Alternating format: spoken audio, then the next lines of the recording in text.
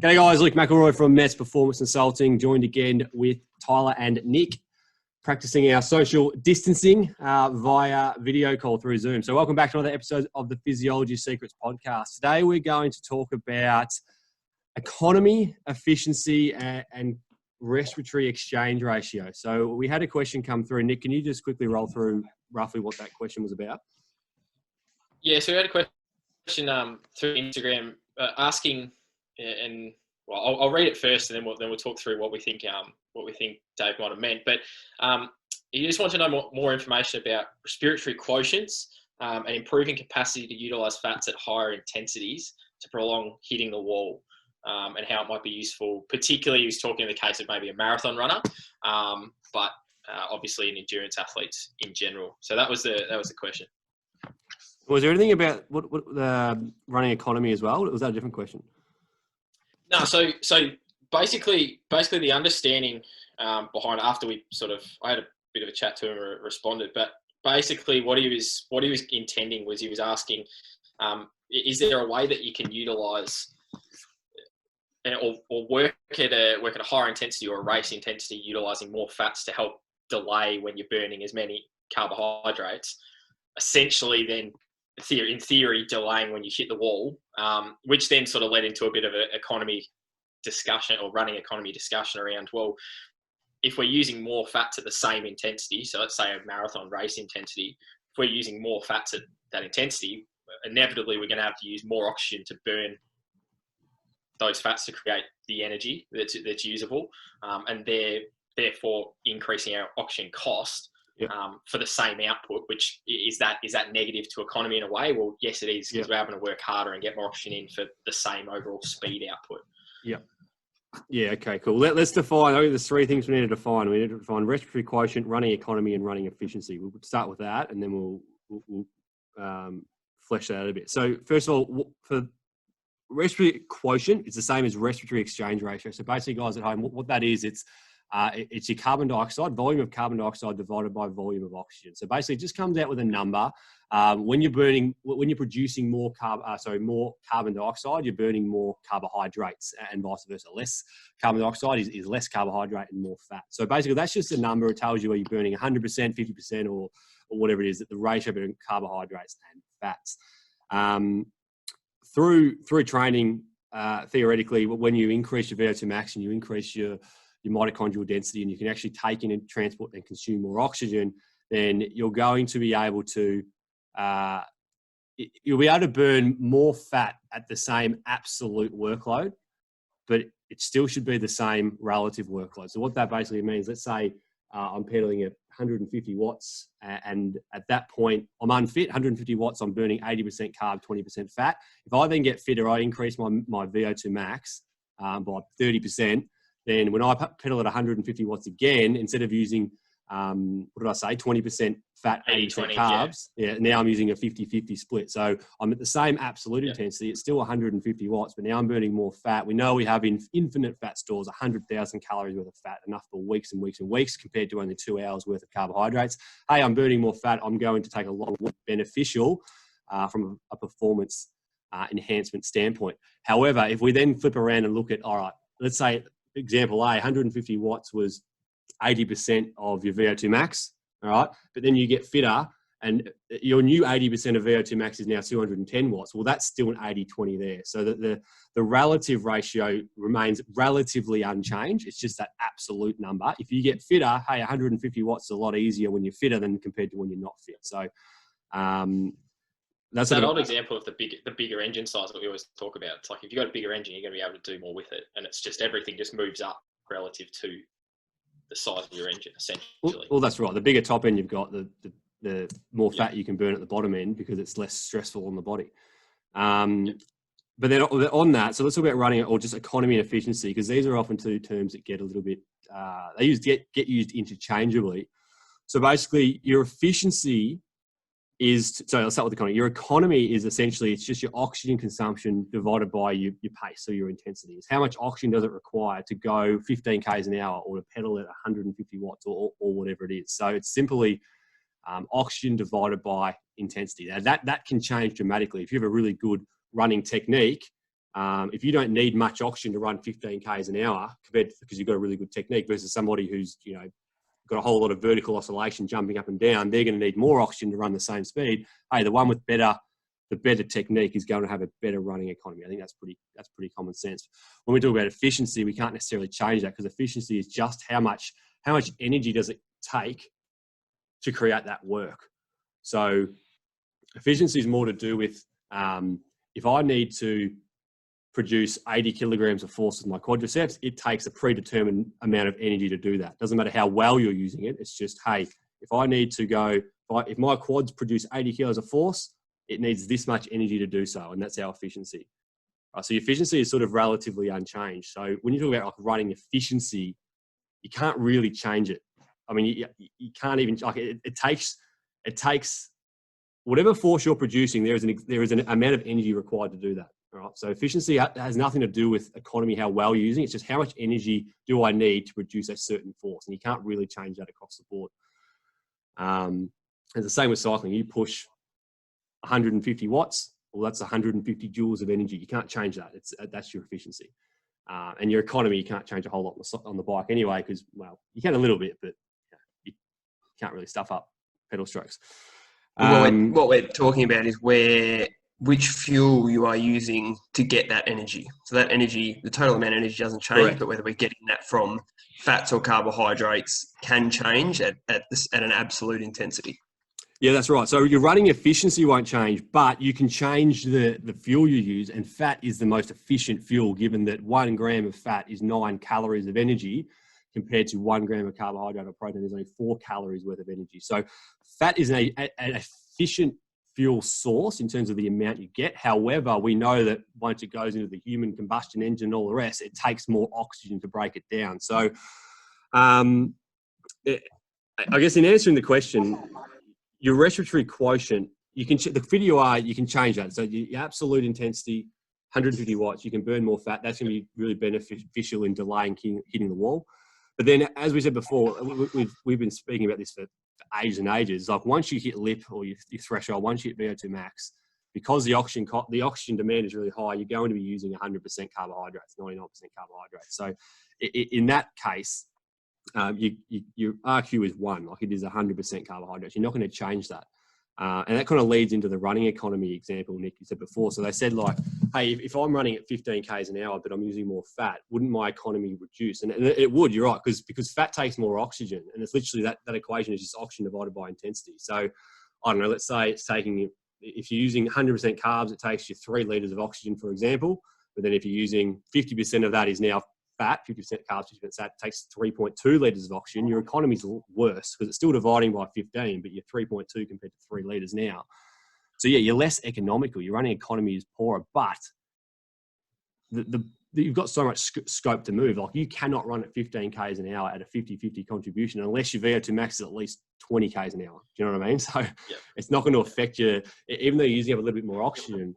It doesn't mean that your lactate's going to increase significantly because your body won't let you do it. As soon as it gets to a high intensity, you're going to be going to using predominantly, if not 100% carbohydrates as you get close to your threshold and your VO2 max. So it's not, in my opinion, it's not something that you need to be concerned about. Yes, your economy is poorer technically, but it doesn't matter because you're probably running at 50-60% VO2 max, in which case you're barely producing lactic acid anyway. It's not going to have any performance detriment. In fact, it's going to be beneficial because now you're using fat. You're going to be able to glycogen spare. You'll be able to save that glycogen, the carbohydrates, for any increases in intensity or towards the back end of a race, which is really beneficial for ultra distance runners, for most age group triathletes that are doing Ironman distance, that sort of stuff. Burning more fat is ideal. You just can't do it at high intensities. Yeah, and it's I think it was 60% of VO2 max is sort of the benchmark of if you're racing at intensity lower than that, where you're ultra and maybe back end of an Ironman, it's probably okay because you're going to be running or racing at an intensity where you've got the time to be able to use that oxygen. It's not really going to make much of a difference, and you're out there for probably an extended period of time. But if we're talking about marathon running, and if particularly guys who are running 230, 245, 3 hour, whatever it is, you're going to be wanting to use carbs because you're going to be wanting to move quickly. It's not a case of just trying to necessarily get to the finish. So I think that's probably a distinguishing factor as well, is like if your aim is to go fast, it makes sense to want to use carbohydrates because we're going to get that that energy so much quicker as well. Apart from if we're talking about economy and things like that, it's like just from a trying to go quick perspective, carbs are going to give us a more readily available fuel source than fats anyway. So really, it comes down to what are you? I guess you're trying to achieve out of the race anyway. You're trying to just do it slowly, or what are the demands of the event, and a few other external factors. Yep. Anything to add, Tom? Yeah, I think so. I've thought about this a lot, and anyone who's looked into low carb, high fat diets and things like that probably know. So you probably know about Dan Plews, who was the top age group athlete in Kona a couple of years ago, went about 840 or something like that. Jan van Berkel's one of the pros who races. I don't know the specifics, but he talks about high fat diets. I think it's the goal in any race, no matter pretty much, unless we're just there to finish, no matter who we are, is to finish whatever the race is as quick as possible. Doesn't matter. We're not aiming. No one goes out and aims to do a race burning X amount of carbs and X amount of fats. That's just sort of a byproduct of getting through the race. So I think this is such an individual thing from one person to another in what is holding you back. What is your cause of fatigue in whatever the race is? If you're a marathon runner and you are constantly hitting the wall or bonking at 2.5 hours, regardless if you're trying to run 3.5 or 4 hours, if you're running out of carbohydrates because perhaps you can't eat or take fuel in during the event, then there is definitely things to gain in that. In this case, you're going to back your intensity off because you're going to need to burn high fats if you're running out of your carbs. If you are someone who can put in 90 grams of carbohydrates per hour with no gastrointestinal upset, well, then that gives you more scope to work at that higher intensity for a longer period of time without running out. So I think individually, the biggest, what is holding you back? What is causing you fatigue? And yeah, if it is running out of carbs, fuel depletion, and causing you to slow down, well, there's something to look at there. If that's not an issue, and you can work at that higher intensity or more carbs, well, then that's going to be, you're going to get to the end quicker in those conditions. Yeah, and I think it's really to do with, in my head, it's 6 hours plus. Anything less than 6 hours, like, it's a high intensity race. So you do it at 70.3, you're going balls out the whole time. You're not like, for most people, they're going hard. So I feel like, because really the way you're saying it there, like if you're doing a marathon, all right, if you want to burn more fat, you just have to reduce the intensity, but that's going to be detrimental to performance versus an Ironman where you're not going to be on threshold the whole way. Because that's where you do want to go at a more comfortable pace and maximize your fat burning. So you do the math. You still need to get carbohydrates in, but 90 grams of carbs over an hour over an Ironman is going to be pretty tough. So it's, as you said, it's an individualized thing. You got to find the balance. But I mean, people that come into like an Ironman fasted so they can burn more fat, you will burn more fat because you got nothing else to use. But it doesn't mean you're going to. It doesn't mean you're going to be more successful. Well, yeah, are you faster? Yeah. Hey, you might be faster because you can finish your race because you're not literally shitting your pants halfway through. Like, that could be the result. But if that is the case, yeah, exactly. The only goal is to get to the finish line as quick as possible. So whatever's stopping you do that, you need to work out a way around it. Yeah. It's not like carbs isn't the enemy. It's not like it's that. It's just a holistic approach of, carbohydrates are good in terms of the body's preferred fuel source. It takes the least amount of oxygen and they break down very simply. However, during a race, often people struggle with the consumption of high GI carbohydrates, the sugary carbohydrates, the gels, in which case you need to experiment with something either lower GI or something completely different, whatever sits well in your stomach, just to get you to the end as fast as possible. So I guess the advice is, hey, if you find that if you've used carbohydrates extensively in the past and it doesn't work for you from a gastrointestinal upset point of view, then yeah, sure, mix it up. And yeah, you're going to have to drop the intensity off. You're going to be you want to do this over at least a 70.3 or longer, 4, 5, 6 hours plus. But it's just about playing around and what works for you. But if there's no internal issues, then carbohydrates are going to make you faster in every situation that I can think of. If you can consume them and if you can utilize them properly, then I don't see an issue at all. Yeah, I think that's the key distinguishing factor is that the intensity we're talking about as well. Like you touched on, like if you're racing less than sort of 6 hours, you're going to be trying to go hard, and if you're racing longer than that, like you just can't. So it makes logical sense to want to drop the intensity to then use a different fuel source because it's going to be more sustained. Like interesting point. I maybe open it up and talk about the hitting the wall aspect.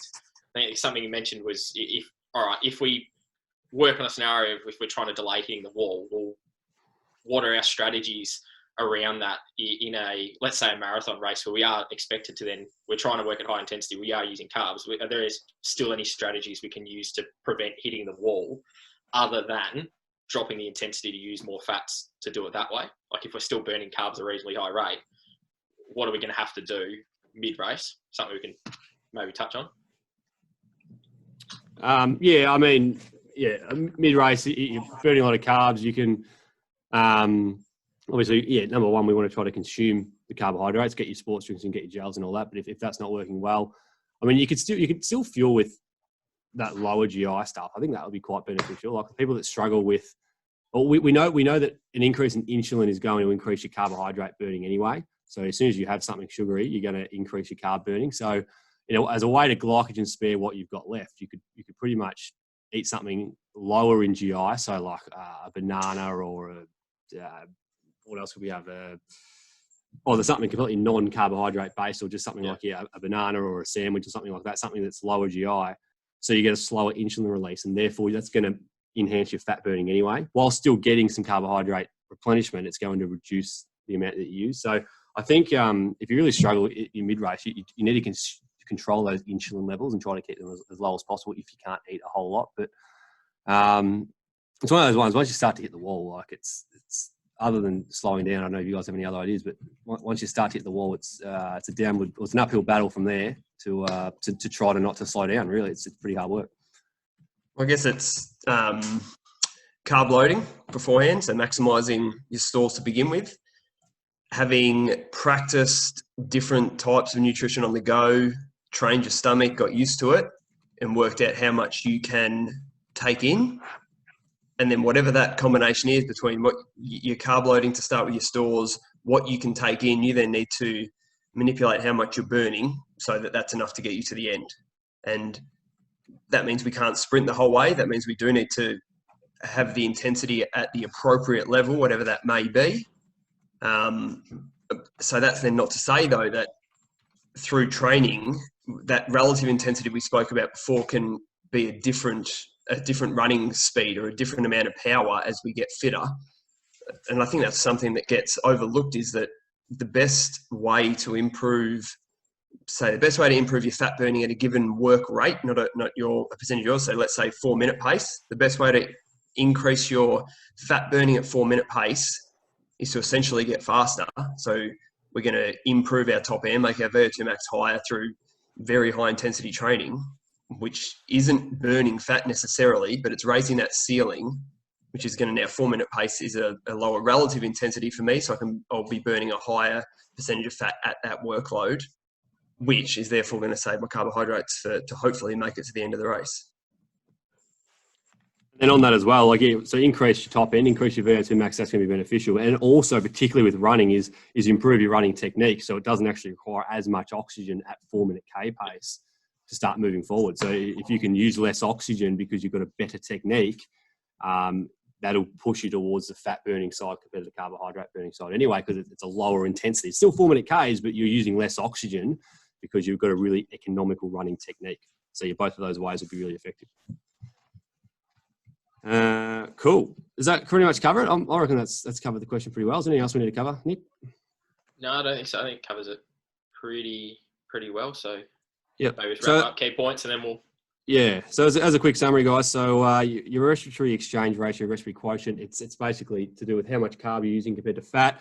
Once you get close to like 80, 100% of your VO2 max, you're going to be using 100% carbohydrates. You can't change that biologically because the body, it's easier to use carbohydrates. It takes less oxygen. So when you need it, you go and use carbohydrates. What you can do is change the absolute intensity. So if you're unfit at 150 watts, you get fitter, and at 150 watts, you're going to be using a whole lot more fat. Just because your top end's higher, as Tyler said before, your VO2 max goes up, then you're going to be burning more fat at the lower workloads. Or you could also increase your economy. So from a technique standpoint, if you have a better running technique, it requires less oxygen, you're going to use more fat. Don't worry about, hey, I'm using more fat means I'm using more oxygen, that means my running economy is poorer. It's technically correct, but because we're talking at 60% VO2 max, it's not going to make a difference at the top end. It's not going to change your lactate level. As soon as you get to 80 or 100, you're using carbohydrates. Bad luck, it is what it is. Your efficiency doesn't change. That's how much the energy required for a given force. You cannot change that. But basically what we're saying is carbohydrates are good. Carbohydrates are going to be used at higher intensities. You're going to finish the race faster using carbs. However, if you can't stomach them for any reason, that's when you can play around with higher fat, lower carbohydrate diets or lower GI alternatives during a race to try to basically just get to the end as fast as you can without experiencing an upset stomach and hitting the wall and all the rest. So that's pretty much an overview for today. Thanks for tuning in, and we'll speak to you on the next episode.